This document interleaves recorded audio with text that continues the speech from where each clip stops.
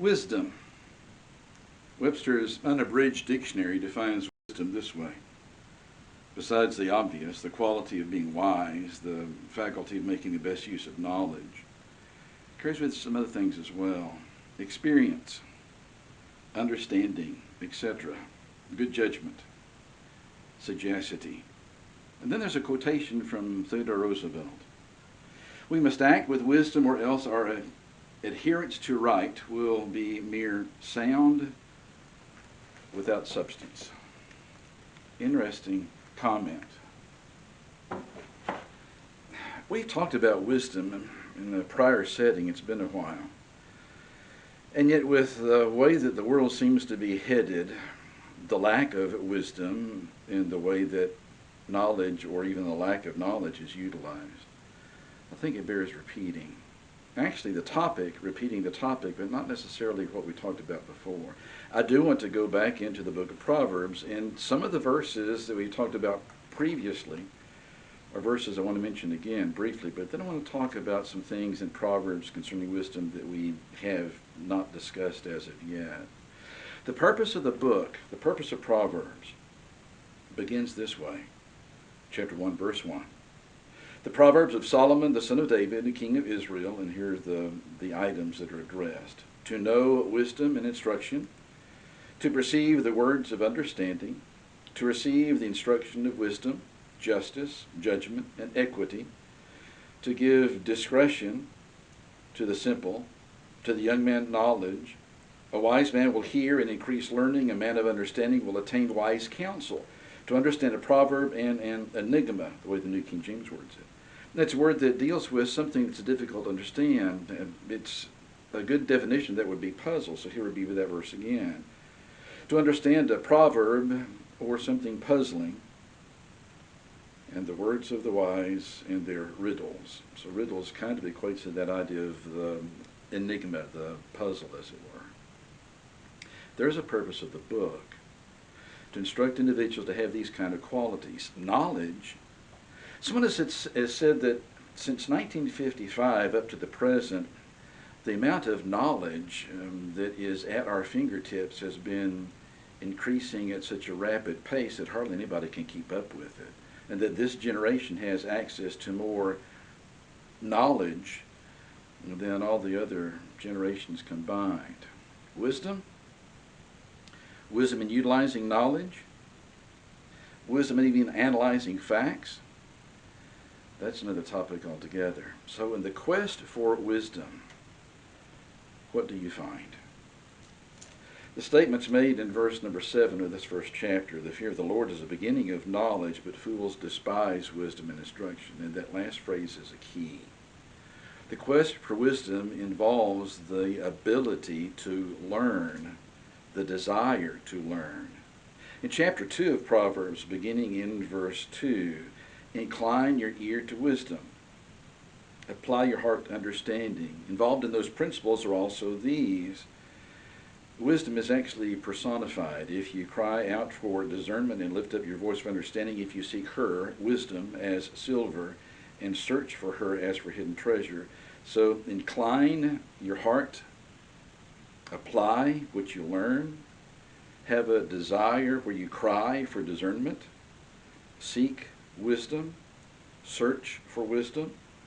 And then beginning in verse number 10 in chapter 2, when wisdom enters your heart and knowledge is pleasant to your soul, discretion will preserve you, understanding will keep you, to deliver you from the way of evil, from the man who speaks perverse things, from those who leave the paths of uprightness to walk in the ways of darkness, who rejoice in doing evil and delight in the perversity of the wicked.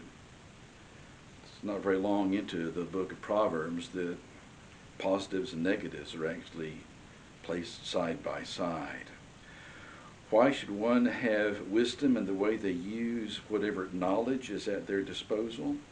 Because if you're unwise, even in the knowledge you possess, you're going to act in foolish ways.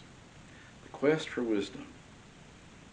In chapter 3, the admonition is to protect wisdom as much as is possible.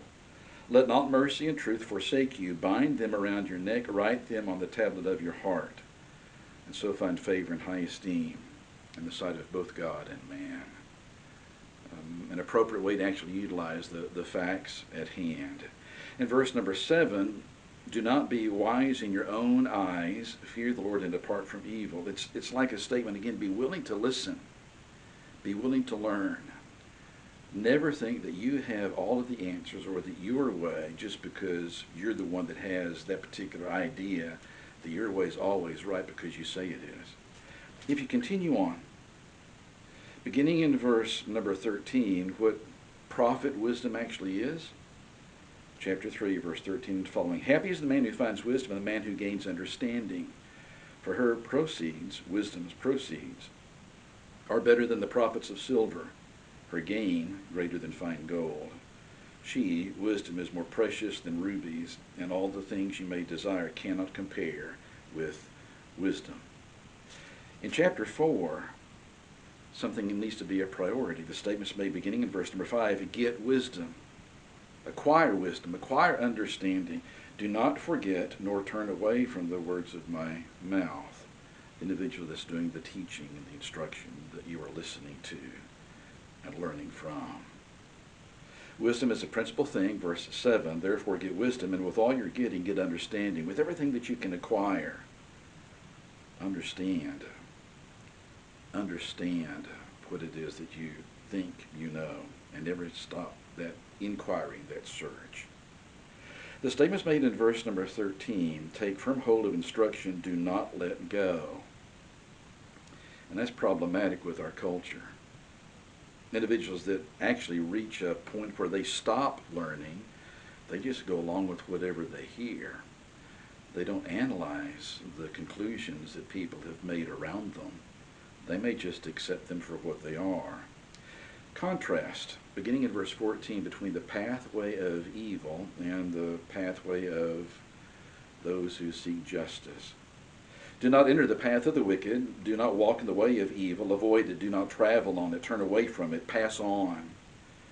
For they do not sleep unless they have done evil, and their sleep is taken away unless they make someone fall. Then in verse 18, the path of the just is like the shining sun that shines ever brighter into a perfect day.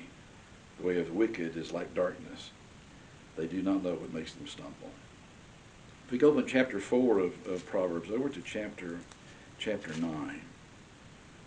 The statement's made beginning in verse 6, forsake foolishness and live, and go in the way of understanding. And then the contrast between wise and foolish exists all throughout this book. The statement is made in verse number 7, he who corrects a scoffer gets shame for himself. He who rebukes a wicked man only harms himself. Do not correct a scoffer lest he hate you. They don't want to learn. They don't want to hear. They want to contemplate that they may be wrong in the conclusions that they reach. Rebuke a wise man, he will love you. Give instruction to a wise man, and he will be still wiser.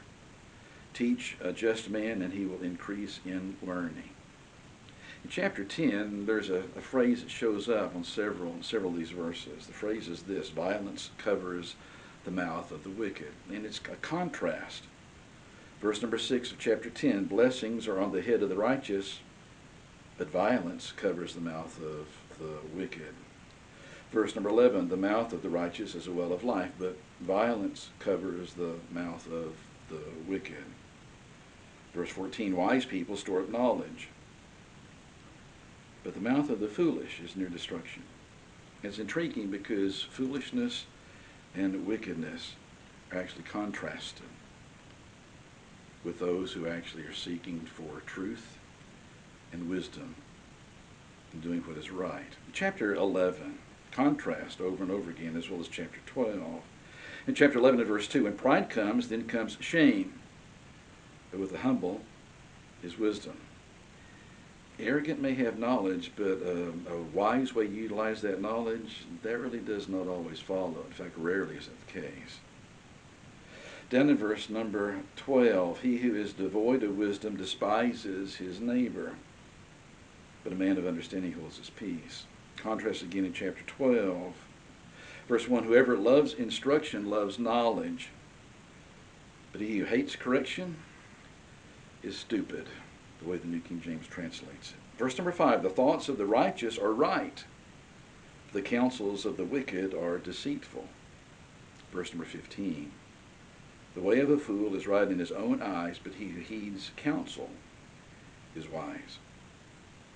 Verse number 17, he who speaks truth declares righteousness, but a false witness declares deceit. Verse 26, the righteous should choose his friends carefully, for the way of the wicked leads him astray. They're really not interested in what you have to say. They've made up their mind, and they don't like you contradicting anything they believe. They would rather silence your comments than investigate and analyze what it is you have to say. Sounds a lot like our culture today, does it not? Chapter 14, beginning in verse number 5. A faithful witness does not lie, but a false witness will utter lies. A scoffer seeks wisdom and does not find it, but knowledge is easy to him who understands. Go from the presence of a foolish man when you do not perceive in him the lips of knowledge. The wisdom of the prudent is to understand his way, but the folly of fools is deceit. The quest for wisdom. One of those items again, something that's on the endangered list as far as intellect in our world today.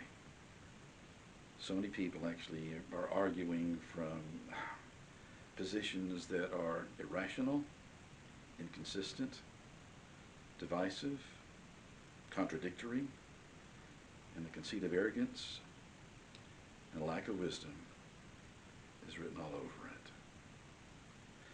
The next time we're together, I want to talk about something that's opposite of the quest for wisdom as you find in these verses.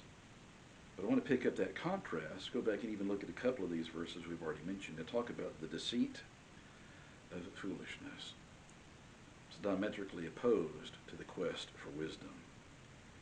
We need a world that doesn't just know things, but knows how to analyze facts and reach conclusions that are not based upon emotion, but that are based upon the facts of the case. We need a world that becomes more and more wise, because wisdom, with a great amount of knowledge, even in academic circles, wisdom, that's left out of the classroom, and you see it in the culture in which we live. Book of Proverbs, interesting statements, interesting principles, intriguing topics. Please stay safe. We'll talk again soon.